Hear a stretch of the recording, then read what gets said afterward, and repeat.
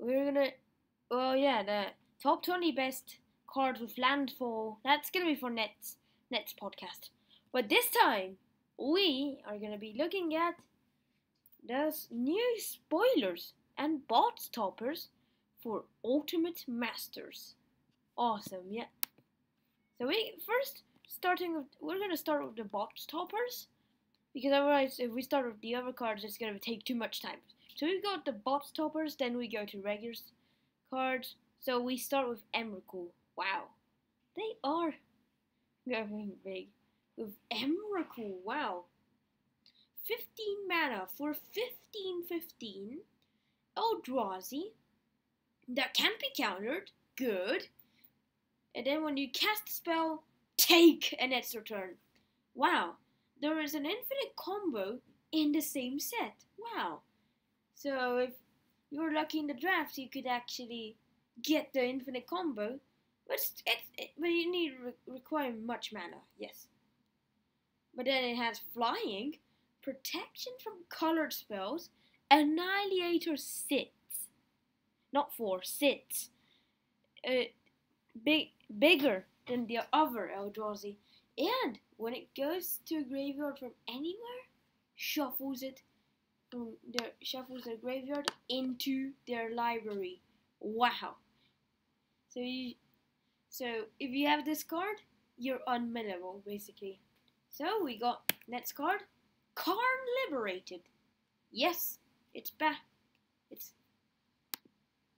It's back. So we got. It's the 7 mana, 6 loyalty, legendary planeswalker, Karn, and target player exiles a card from their hand as a +4. Well, I don't know if a Tron Rack strategy would run Karn Liberated. I don't know. Well, Tron Rack? I don't know if that would exist. Like, Karn Liberated for its +4? I don't know. But -3 is the exile target permanent. But yeah. So yeah, Karn Liberated is just gather cards. You exile for then the -14 to reset the game, leaving in exile all non-aura permanents exiled of Karn Liberated.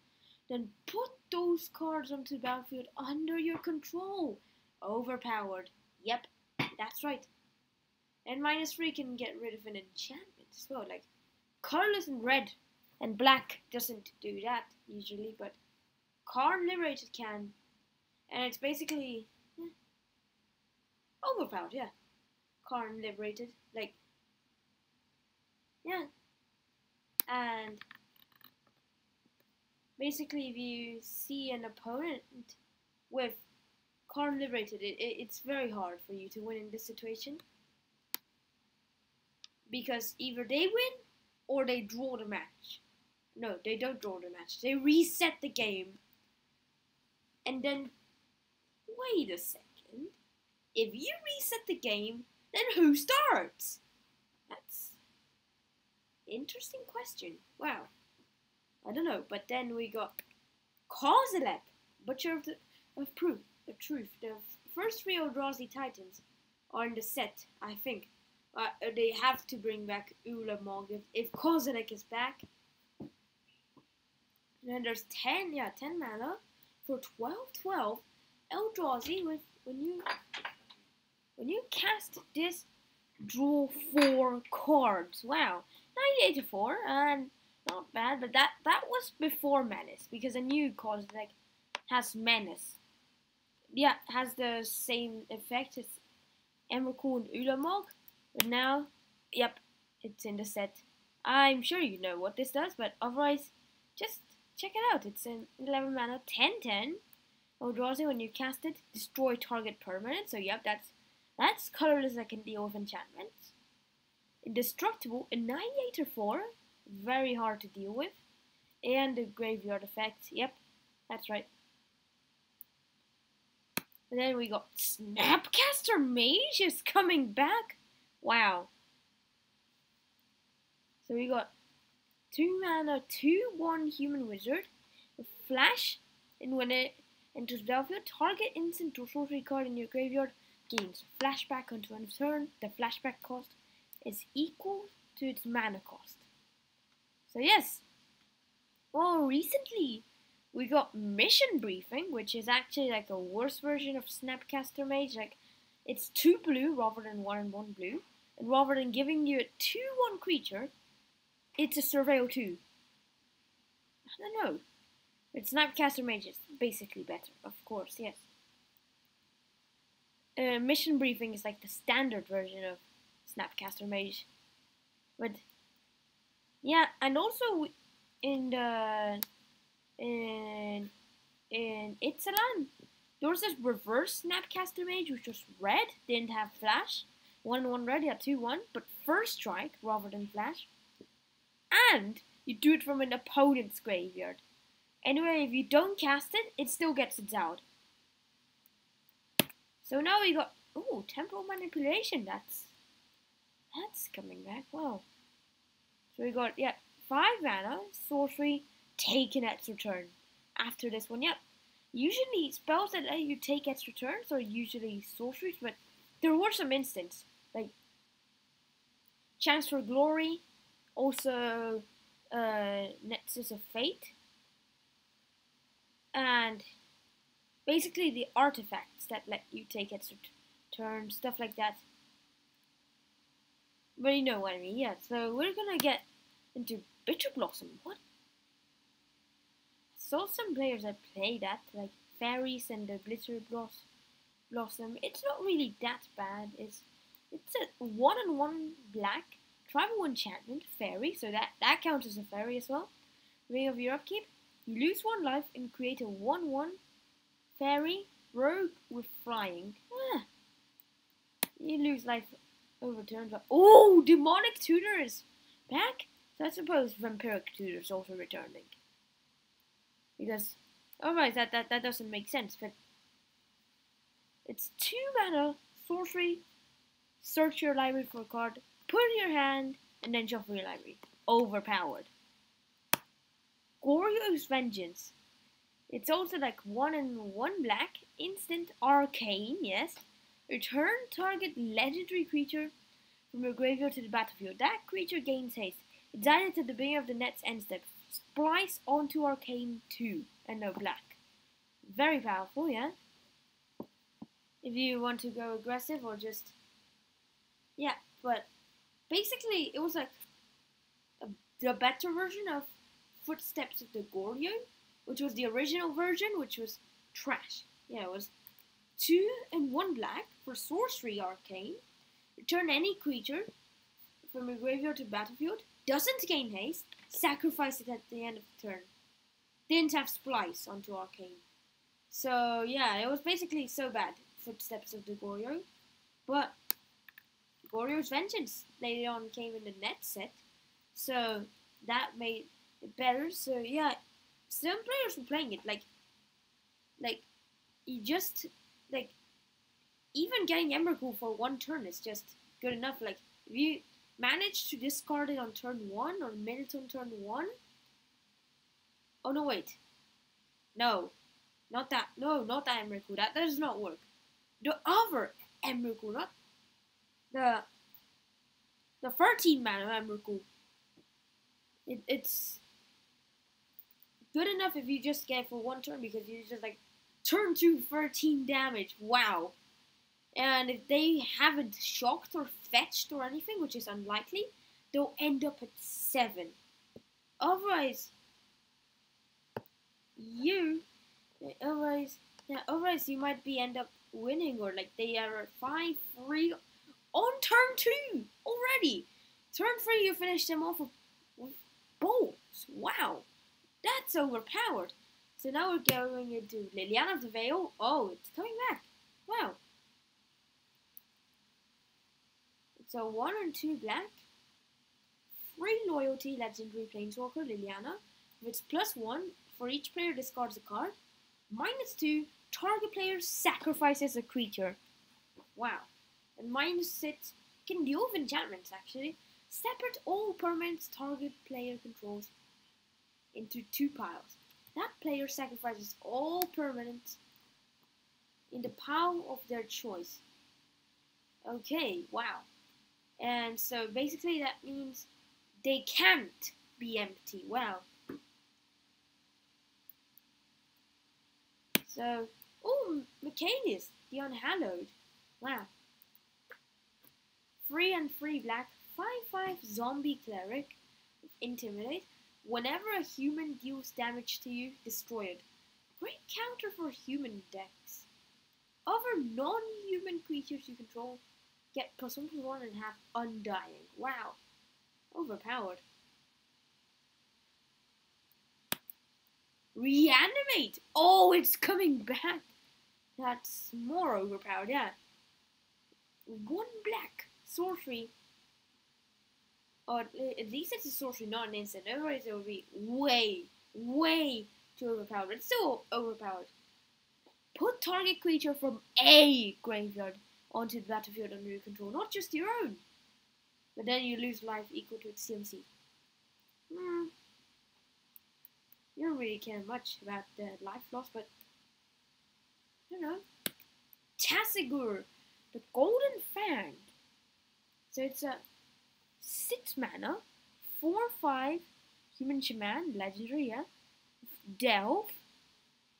And yeah, I suppose what you know what Delve does, but basically you can exile cards from your graveyard to make the spell cheaper. Like each card you exile from the graveyard pays for 1. Like if you exile 5 cards from your graveyard, you can cast it with only 1 black.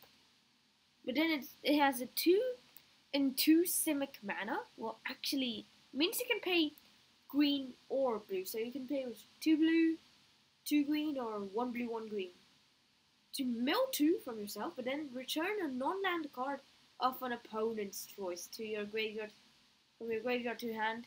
Hey, not really that bad, but your opponent has a choice, unfortunately. But ooh, Balefire Dragon, yeah. Balefire Dragon is actually kind of powerful, yeah. Like 7 mana for 6/6 board wipe dragon, yeah.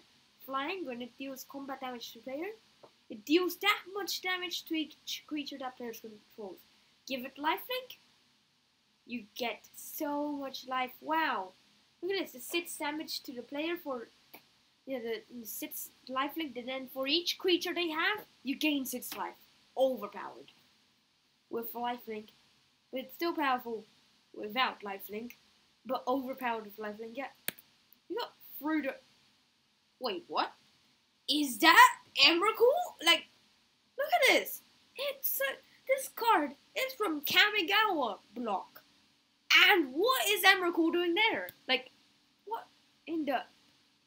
So it's a 4 and 1 red, instant arcane. You may put a creature card from your hand onto the battlefield. That creature gains haste. Sacrifice that creature at the beginning of the next end step. What in the... What is that? Like, why would Emrakul appear in the art? Wait, is that... I think it is Emrakul, yeah. It has Flies onto Arcane for 2 and 2 red. Wow. Well, it is actually kind of powerful, but what is Emrakul doing there? Explain me. What is Emrakul doing in Kamigawa? Like, it only been in Zendikar and Innistrad, and in Kamigawa too. What? Okay, Eternal Witness. Okay, so that's a box topper apparently. It's a 3 mana, 2/1 human shaman. When to his battlefield, you may return target card from your graveyard to hand. Wow, not bad. Life on the Loam. That's a good one. 2 mana, sorcery, return up to 3 lands from your graveyard to hand, dredge free. Noble Hierarch. 1 green, 0/1 human druid with exalted.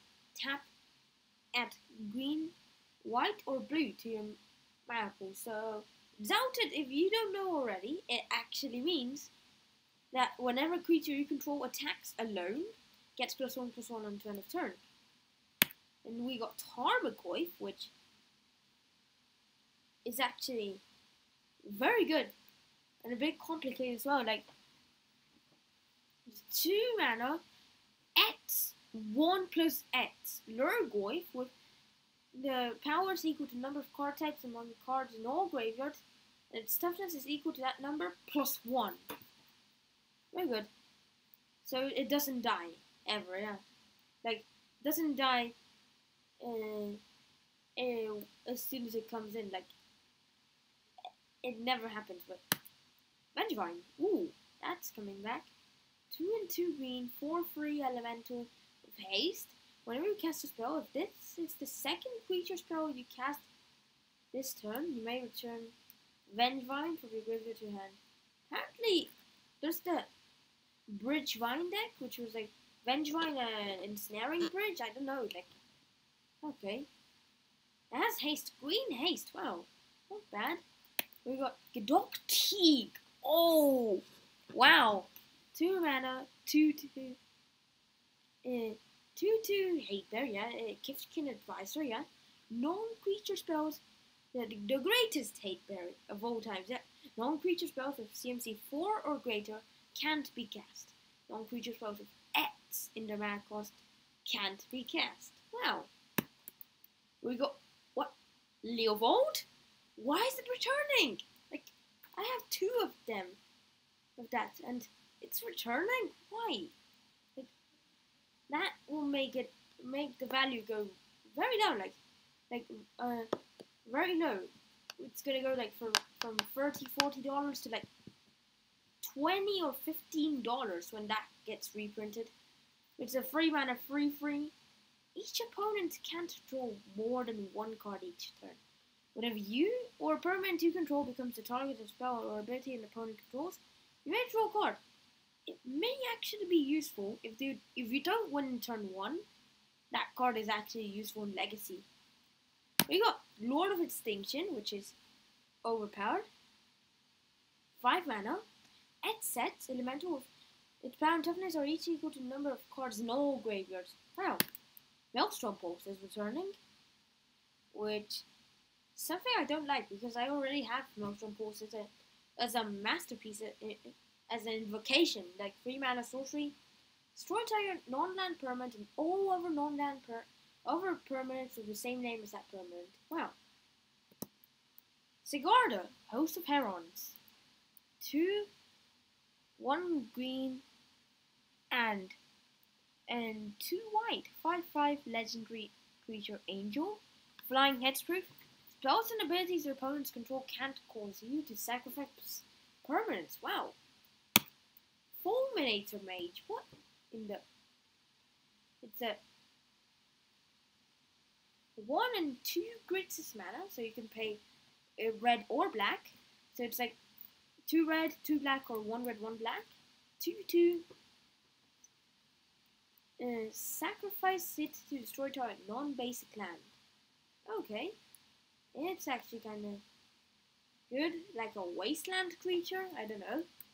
Kitchen things. Ooh. 1 and 2 Celestia mana. So you can pay, yeah, basically, you know what I refer to. 3/2 oof. With when into the battlefield, you gain 2 life and persist. Oh, yeah, that's a good one. Combos with the, how do you call it again? Oh yeah, it combos with yeah, Solemnity and basically any sack outlet to gain infinite life. We got Engineered Explosives. Wow. 8 mana artifact with Sunburst. 2 mana, sack, destroy each non-land permanent with CMC equal or less than the number of charge counters and its Engineered Explosives. So yeah, Sunburst actually has 2 like different types. Like if it's on a non-creature, it's charge counters. If it's on a creature, it's +1/+1 counters. We got Mana Vault. What? That is returning? Wow. Like, that hasn't seen a reprint in like 15 years or more. Like, and now it's getting reprinted? Wow. The value is really gonna go down with that reprint. It's a 1 mana, artifact. Doesn't untap during your untap step. At the beginning of your upkeep, you may pay 4. If you do, untap mana vault. But otherwise, you take 1 damage at the beginning of your draw step if it's tapped. But tap for 3 colors. Ah! Whoa! Whoa! I got a follower.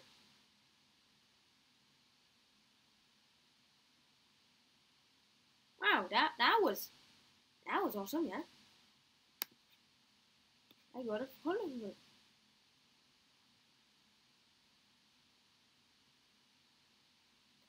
So we got, yeah, and yeah, I think it's worse than Soul Ring. Like, I think Soul Ring is much better. I don't know. What do you think? Yeah, thanks for following. Jakubin and Mac 1. But yeah, think it, yeah, because, but you can't infinite combo with Mana Vault, I think, but I don't know. You got Platinum Imperial. Oh wow, overpowered. 8 mana, 8/8 golem that your life total can change. Ancient Tomb, land that taps for 2 colors but deals 2 damage to you. Cavern of Souls, very great land. It is very good in tribal decks because, yeah, better than the unclaimed territory because it prevents countering. Yeah, we got Celestial Colonnade, which is actually played in Jeskai Control. It's like a land that enters battlefield tapped, where you can tap for white or blue, and has 3 and white and blue. On turn, it turns into 4/4 elemental with flying and vigilance. It's still a land. Flying and vigilance, wow! This means it's gonna be untapped after the attack. So you can later on tap it for mana. Wow! Very good. Creeping Tar Pit, still part of the cycle. But yeah, it's enters battlefield tapped. It's for blue or black, but basically it's 1 and blue and black to become a 3/2 elemental until end of turn and can't be blocked. Wow. We got Dark Depths, it's returning. Apparently. At least they show you what's below the depths. So, yeah. It's basically cool, the art, overpowered. But we got, it's like a legendary snow land. So yeah, it's snow. Enter battlefield tapped with 10 ice counters on it. 3 mana, remove an ice counter. You don't usually do that, but when it has no ice counters on it, sacrifice it. If you do, create Merit Blade, a legendary 2020 avatar with flying and indestructible. And you know why that never happens? Because combo of Solemnity, meaning that basically it immediately turns into the avatar without having to remove ice counters. Or even with the Thief of Blood or the stuff that remove counters, that's also a combo. And also a very popular combo, Dark Depths Thespian Stage. So yeah. So if you know you don't know the Dark Depths Thespian Stage combo, Thespian Stage says tap for 1 colorless, but you can pay 2 and tap to have it become a copy of target land and gains this ability. Copy Dark Depths, has no counters, legendary rule, you sacrifice a previous Dark Depths, sacrifice it because it has no counters, get a 2020 avatar in turn 4. Wow. Turn 5 might be a win if you're doing it in Legacy, but It usually happens in Commander because that is banned in Modern. Caracas is returning? Like, why? Like, I have Caracas. Like, it's like a $40 card. And like, it's returning. Wow. But it's a legendary land. Tap 4 white. Or tap, bounce a legendary creature. Lava Claw reaches. Actually combos with Crackdown Construct. Yes, it does actually. So it's a land, enters tapped. Tap for a black or red. There's 1 black and red until end of turn. Lava Claw reaches, becomes a 2/2 elemental creature with X, gets plus X plus 0 until end of turn, is still land. So with Crackdown Construct says, whenever you activate the ability of an artifact or creature that isn't a mana ability,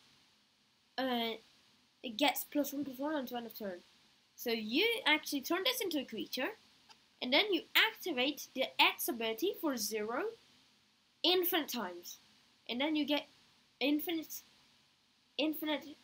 strength Crackdown Construct. So you can eliminate a player if you give it trample, of course, yeah, or if they don't have defending creatures. Very powerful. But here we go. Raging Ravine. Another one of those lands, but it's played in Jund, so yeah, it's overpowered. Enters tapped, tap for red or green, and it has 2 red and green.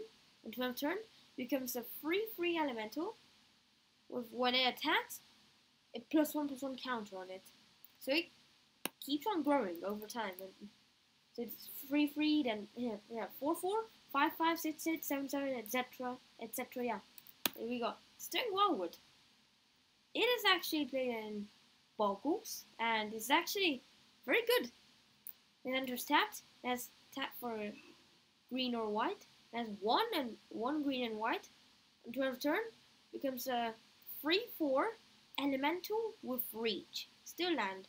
Mostly used for defense, but it can sometimes be used on the offense. We got Urborg, Tomb of Yawgmoth. As simple as that, but very good. This is now the end of the box toppers. Now we're going to the regulars. Let's just skip to some cards that are not box toppers. Oh, and Tomb. Yep. 1 black, instant. Search your library for a card, put it into your graveyard, and shuffle your library. Ah, kinda good.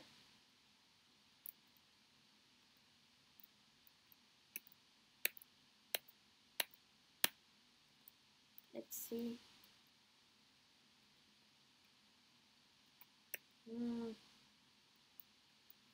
Okay. Oh, Wall of Reverence. It's a 4 mana, 1/6 Spirit Wall with Defender and Flying. At the beginning of your end step, you may gain life equal to the power of target creature you control. Remember, Twitch spectators, if you want to just follow and share with your friends, and also if you can actually type in !hello, and then the stream bot will welcome you to the stream like this. No, wait. There's the demonstration. Try it out yourself. But here we go. Pirates in Altar. That's actually a good one. It's a 3 mana artifact. Sacrifice a creature, add 1 mana of any color. Better than Ashnod's Altar? You think? I think it is actually. Squee! Goblin Nabob. It's a 3 mana 1/1 goblin. If at the beginning of your upkeep you may return it from your graveyard to your hand. Wow.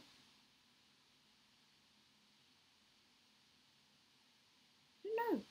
But it's kind of cool. And then We got Martyr of Sands. It's actually a very good card. So 1 white, 1/1 human cleric with 1 mana. Reveal X white cards from your hand. Sacrifice it. You gain 3 times its life. So that's gonna be a lot of life you'll be gaining in a mono white deck. In turn 2. Fecundity. Okay. That was good in Goblin Storm. So at least it's going to be returning, so it's easier to get. It's a free mana enchantment. Whenever a creature dies, that creature's controller may draw a card. But it is Group Hug, apparently, yeah? So, yeah. Very good. We got Vexing Devil. Ooh, that's an interesting card, but that's so... yeah, I have 2 foil of them, of this, and apparently it's returning, so I don't really like the return, but it's a 1 red, 4/3 devil. When enter battlefield, any opponent may have it deal 4 damage to them. The player does, sack Vexing Devil. And it says it's not any fun until... Oh! What? Oh! Ray of Dawnbringer's coming back? Oh. Thanks for telling me that, Ray. And... hello. How are you? So we got Gamble. Okay. That one's actually returning. Yeah, I nearly got that card, but I accidentally passed it on a draft because I... yeah, nice. Because I accidentally passed it in a draft because I was not running it in my deck, and yeah, it is. I run it in my modern deck, but yeah, Gamble is like a $20 card, and yeah, well, actually, regular is like yeah, I am doing awesome, yeah. But yeah, it was like $9 the regular, but like I found the regular in a draft and I passed it because I didn't run the card's colors. So so I wish I took it. Yeah, but because it's very good. It's a sorcery, tutor, search your library for a card, put it in your hand, discard a card at random, then shuffle your library. It's better than Vampiric Tutor. Oh, yeah, huh. Nice. Yeah, but yeah. So this is actually a very great card. But then we got our Eldrazi Conscription. 8 mana, tribal enchantment, Eldrazi Aura, enchant creature. Enchanted creature gets +10, has Trample Annihilator 2. Wow, that makes it overpowered, yeah.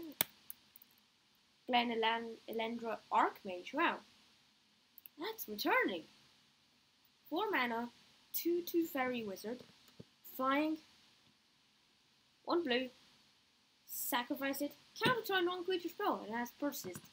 So basically you can counter like 2 spells with this card, but if you have the Solemnity, you can actually counter every single non-creature spell that while you have blue mana. Overpowered. Well, we got fire and ice. It's not fused, so you can only play one of them, but we got fire, yeah, they're both instants. So we got fire, which is a 2 mana instant, deals 2 damage, and divided as you choose among 1 or 2 targets. Very good with Dark Faden's emblem. And ice, which is 1 and 1 blue, instant tap target permanent, draw card. Very great. So yeah, because you know the Dark Faden's emblem, which says, yeah, they are.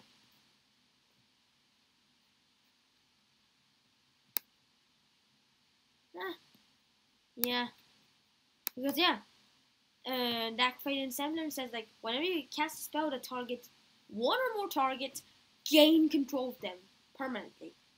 So use fire for 2 mana. You steal 2 creatures or planeswalkers. Very good. Well, here we go. Visions of Beyond. Oh wow! 1 blue instant. Draw a card. If a graveyard has 20 or more cards in it, draw 3 cards instead. Wow.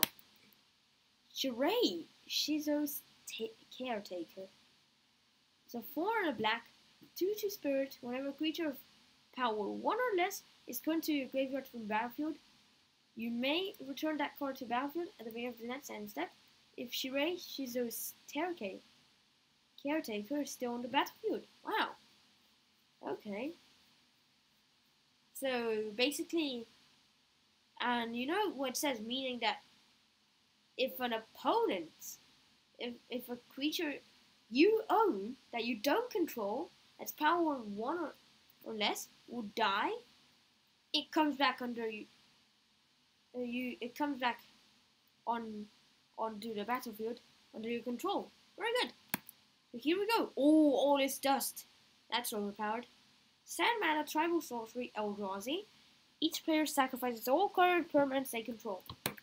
Treasure Cruise. Oh, that's back? Wow. Similar to Visions of Beyond. There's like 7 and 1 blue, sorcery, delve, draw 3 cards. Yeah, true.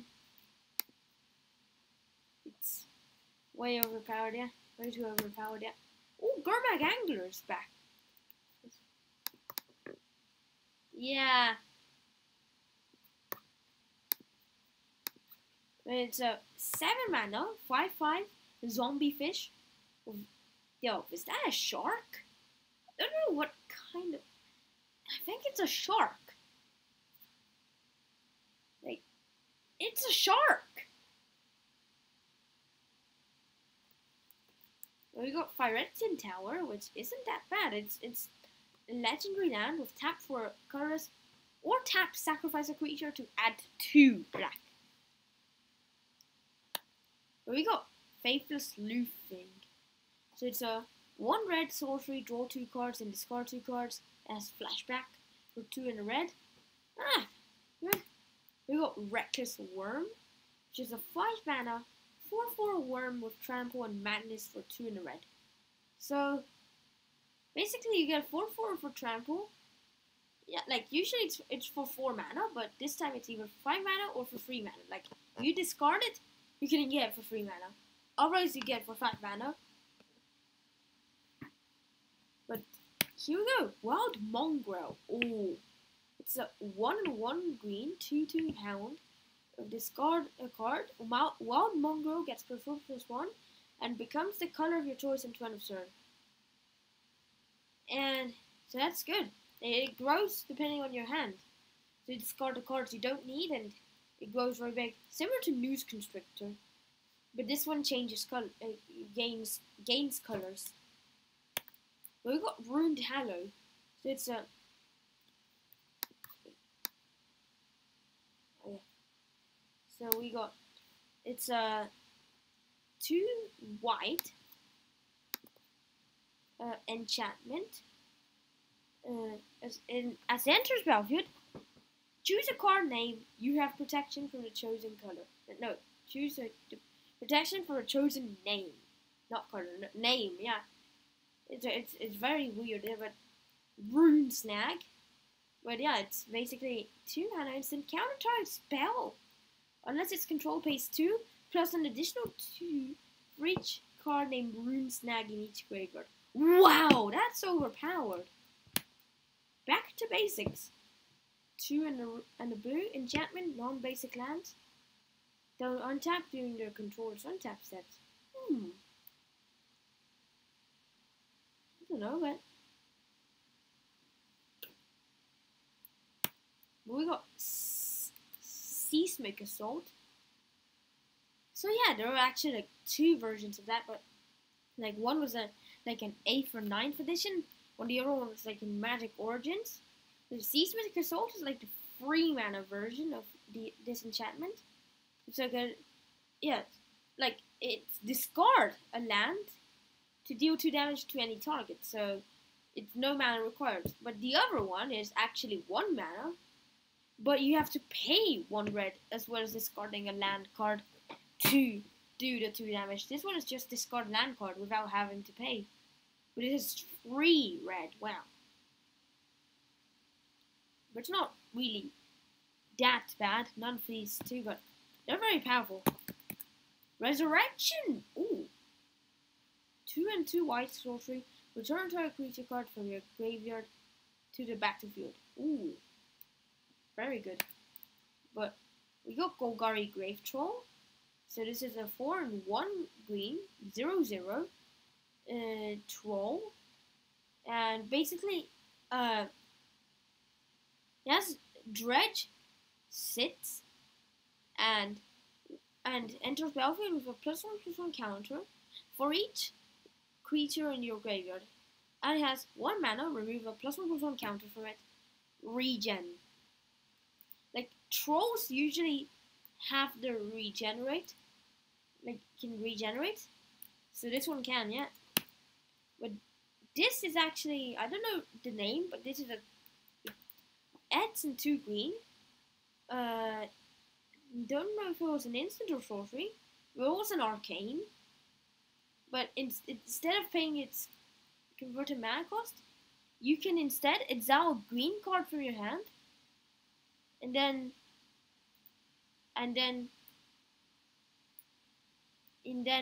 X becomes its CMC. Basically, you gain its life. So if you pay you can pay 7 mana to gain 5 life, or you can exile a 5 mana green card to gain 5 life, and you don't pay anything. So it's part of a cycle, and and a blue one was actually overpowered. Because there was an unexpected counterspell. What?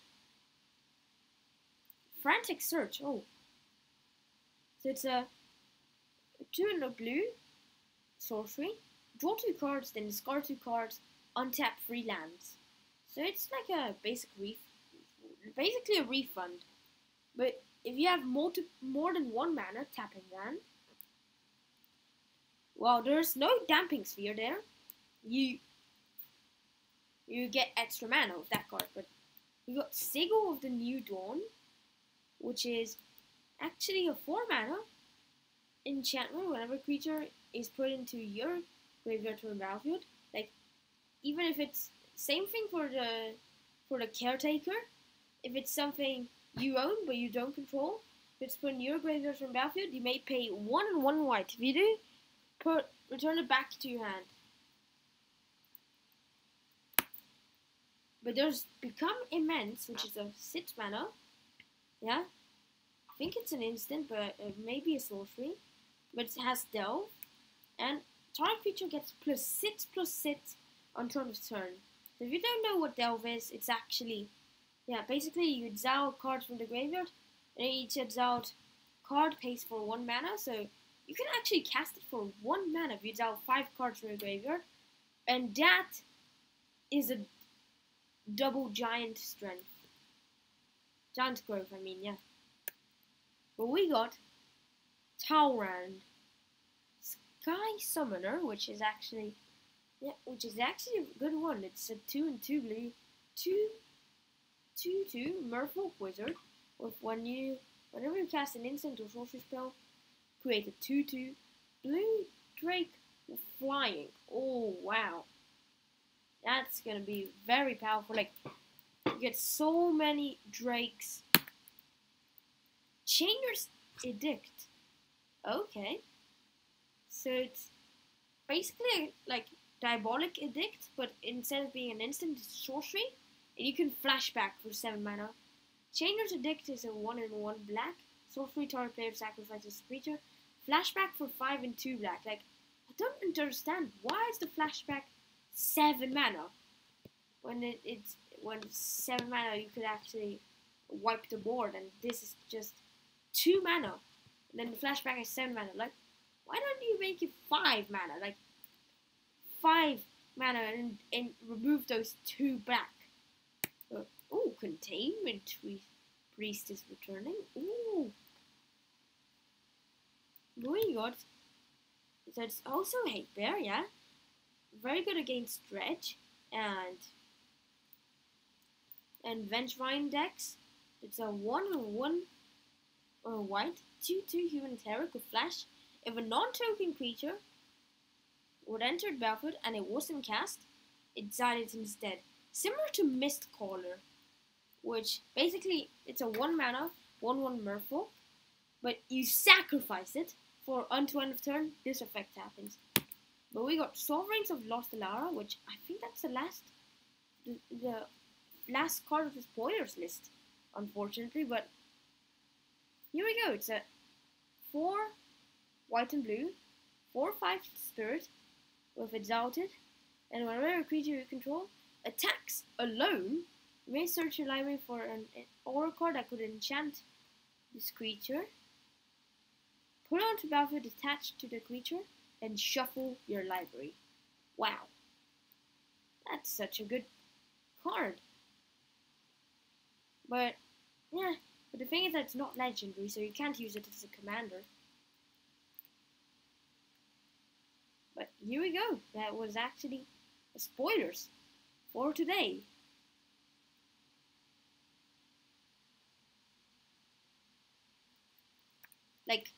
And have you noticed, Through the Breach has Emrakul's art in it? Like, what in the world? Like, why? Why Emrakul if that's Kamigawa? And Emrakul is from Zendikar and once appeared in Innistrad. That's it. But, okay, yes. Here we go. Back there. But, yeah. Remember, YouTube spectator, so if you want to see